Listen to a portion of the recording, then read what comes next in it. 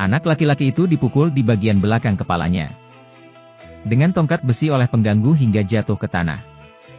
Tetapi tidak ada penduduk desa di sekitarnya yang berani maju untuk menyelamatkannya. Pengganggu itu sangat sombong, mengendarai mobil untuk membuat lingkaran di sekitar anak laki-laki itu. Selama ada yang berani melewati batas untuk menyelamatkan anak laki-laki pengganggu itu, dia akan membunuh seluruh keluarganya. Pada saat ini, anak laki-laki itu sedang sekarat. Hidupnya dalam bahaya jika dia tidak segera mendapatkan perawatan medis tepat waktu. Tetapi penduduk desa sangat takut pada pengganggu. Takut dia akan memimpin anak buahnya untuk meratakan seluruh desa. Jadi mereka hanya bisa menonton tak berdaya dari luar lingkaran. Saat itu ibu anak laki-laki itu keluar untuk mencari anak laki-lakinya.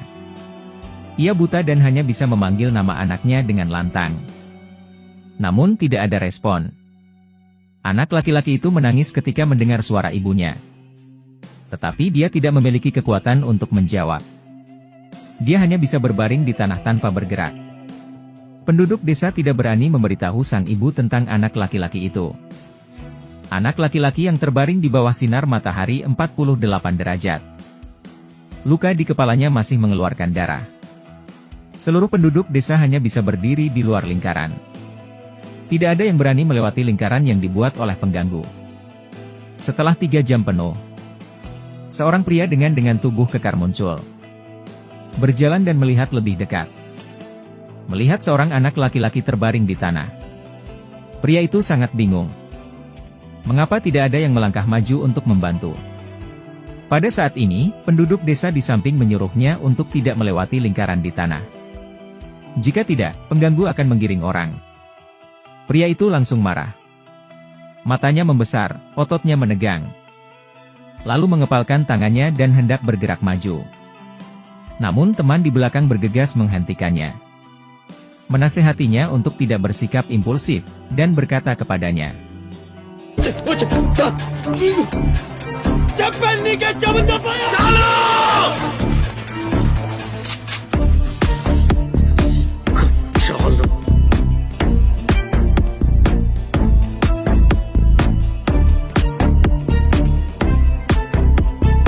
Dengan langkah ini, keberanian penduduk desa benar-benar terangsang.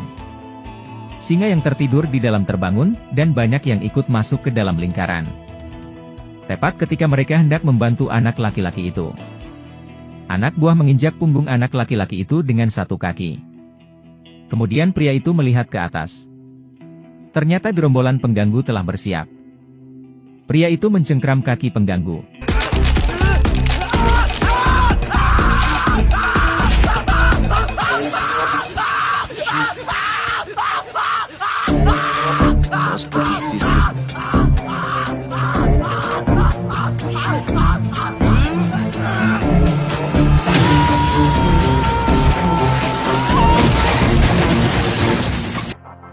Detik berikutnya, ini benar-benar membuat marah si pengganggu.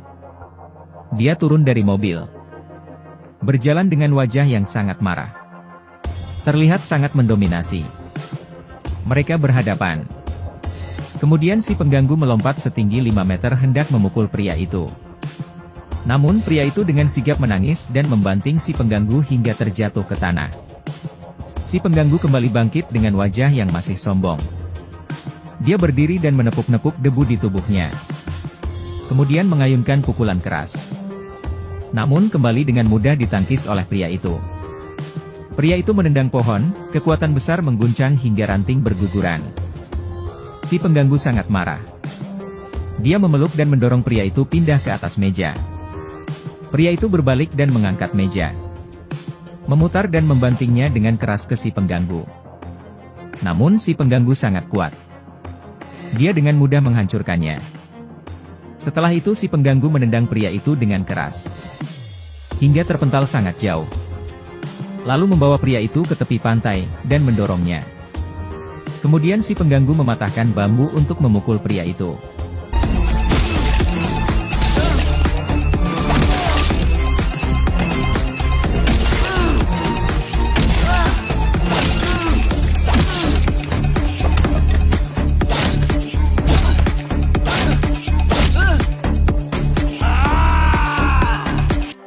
Pria itu dicekik dengan sangat keras. Lalu pria itu meraup pasir, mengambil pispot, dan memukul kepala si pengganggu dengan keras. Lalu membasuh tubuhnya dengan air. Memberinya kesaktian dalam sekejap, langsung merobek baju, lalu melancarkan serangan balik.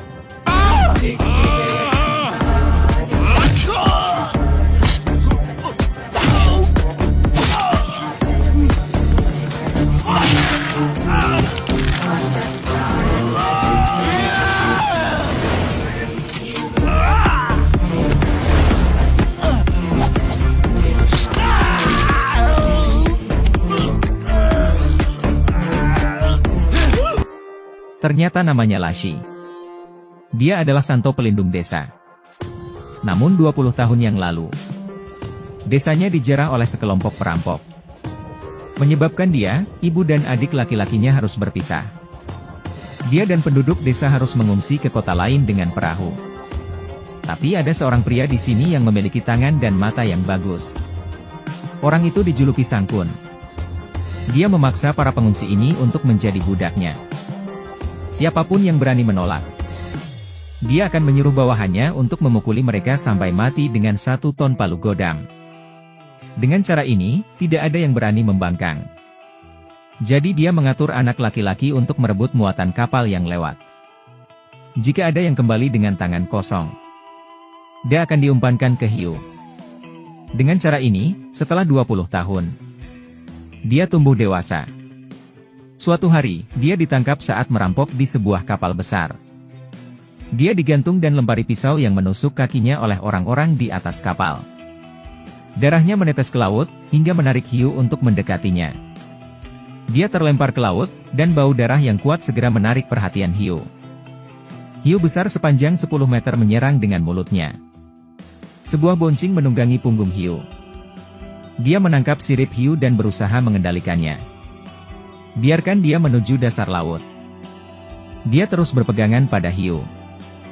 Kemudian dia terlempar. Dia memotong tali rami dengan pisau. Lalu mengambil kesempatan untuk memasang tali pada hiu.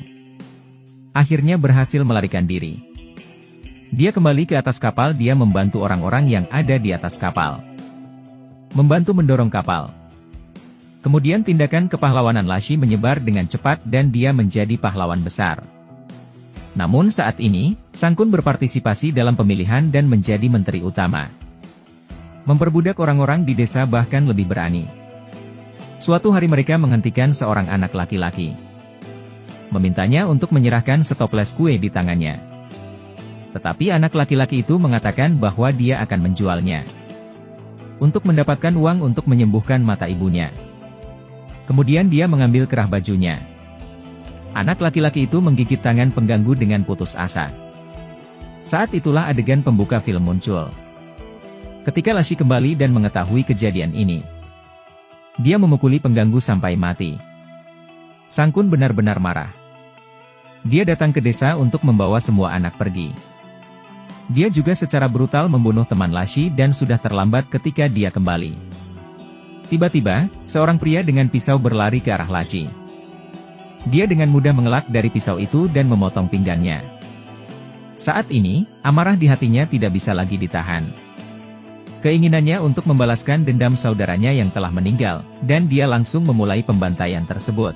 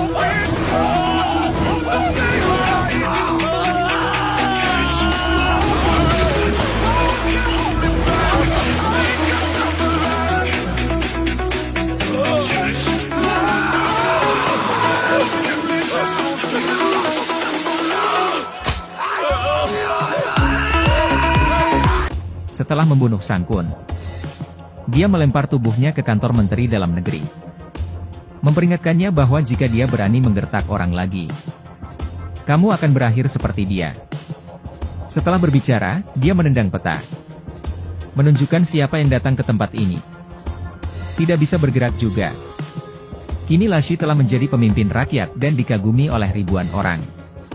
Pada saat yang sama, ia juga bertemu dengan cinta sejatinya yang menarikan tarian yang indah.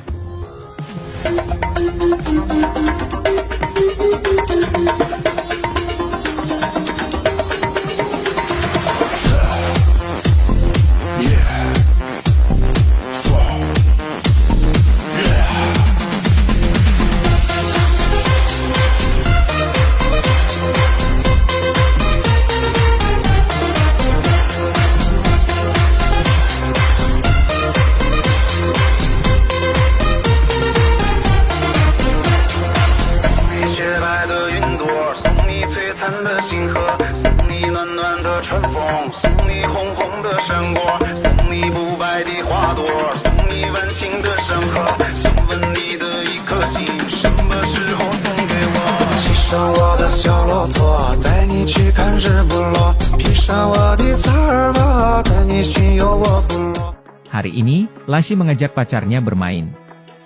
Tetapi dia tidak tahu bahwa sekelompok preman telah menyemprotkan bahan kimia korosif di jalan ini. Ban langsung pecah begitu mereka melewatinya. Kendaraan kehilangan kendali. Pada saat ini, para preman mengambil kesempatan untuk menembak. Pacarnya sangat ketakutan sehingga dia berteriak. Kehilangan kesabaran. Dia segera muncul dan mengeluarkan 2 pistol untuk melawan.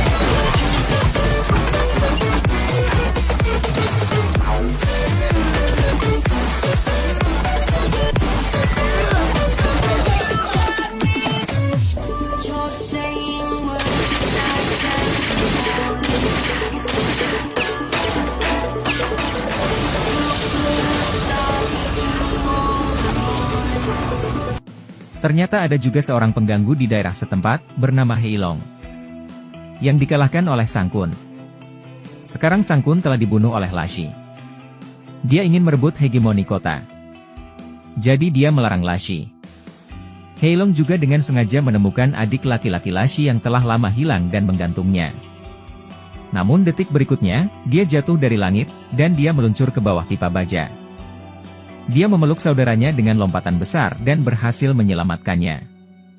Selama pertempuran sengit, ibunya bergegas mendekat dan dia mengambil pistol di tanah untuk menyelamatkan putranya.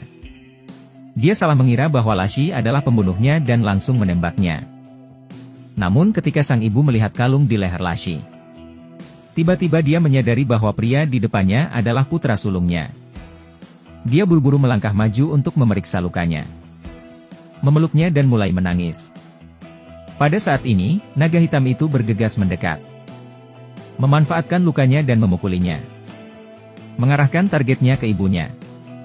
Tetapi ini benar-benar membuat dia marah. Kekuatan sucinya meledak dalam sekejap.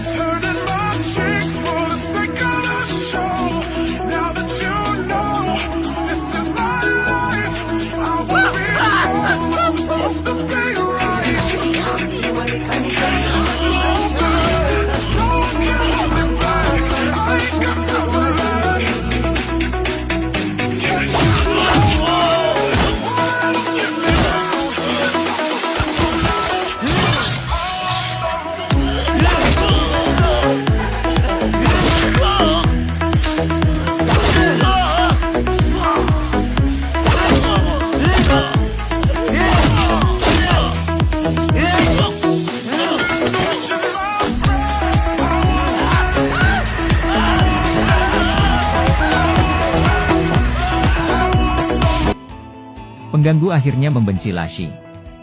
Keluarga itu akhirnya bersatu kembali, dan penduduk desa hidup bahagia. Film berakhir di sini.